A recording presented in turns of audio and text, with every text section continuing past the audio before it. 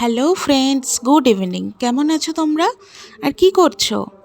আমি নিশা চলে এসেছি একটা নতুন রেসিপি নিয়ে। আজ আমি একটা নিরামিষ পুঁই শাকের চচ্চড়ি রেসিপি তোমাদের সাথে শেয়ার করব।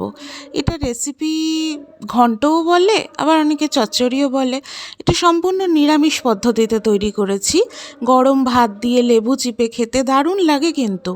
আমি তো চচ্চড়ি এমনিই ভালো লাগে।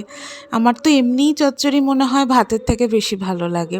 আর হ্যাঁ, আরেকটা কথা, এটা কিন্তু আমাদের গাছের পুঁই শাক, আমাদের বাড়ির, কোনো রকম কেনা নয়, তো সুতরাং এর স্বাদ অনেকটাই বেশি।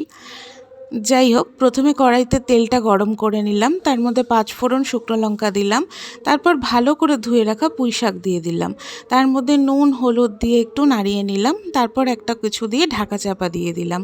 কোনো রকম জল অ্যাড করতে হবে না, ভাপেই সব সেদ্ধ হয়ে যাবে। আমি আলু, পটল, বেগুন, কুমড়ো অ্যাড করেছি। তোমরা তোমাদের পছন্দ মতো সবজি অ্যাড করতে পারো। সব সেদ্ধ হয়ে গেলে ঢাকা সরিয়ে দিয়ে প্রয়োজন অনুযায়ী মিষ্টি দিতে হবে।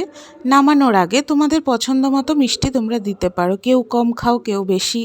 আর আমি 2টো কাঁচা লঙ্কা চিড়ে অ্যাড করেছি। কোনো রকম মশলা এটার মধ্যে অ্যাড করার কোনো প্রয়োজন নেই। তোমরা নিজের পছন্দ মতো ঝাল অ্যাড করতে পারো। ব্যাস, রান্না কমপ্লিট। আর কিচ্ছু প্রয়োজন হয় না এই নিরামিষ পুঁই শাকের রেসিপিতে। কিন্তু হ্যাঁ, এটা খেতে ভীষণ ভালো লাগে। আর কোনো রকম মশলাও প্রয়োজন হয় না। যদি তোমাদের মনে হয় যে আমার রান্নাটা এতটুকু তোমাদের ভালো লেগে থাকে, দয়া করে সাবস্ক্রাইব করে দিও। তোমরা হয়তো কেউ কেউ দেখছো কিন্তু সাবস্ক্রাইবও করছো না, লাইকও করছো না। আমি তো ইউটিউবে নতুন, তাই হয়তো তোমাদের মনে হচ্ছে অনেক ভুল ত্রুটি রয়েছে, কিন্তু পারলে একটু প্লিজ সাবস্ক্রাইব করে দিও। যদি আমার রান্নাটা তোমাদের ভালো লেগে থাকে বা মনে হয় যে না, সাবস্ক্রাইব করব, তাহলে করে দিও।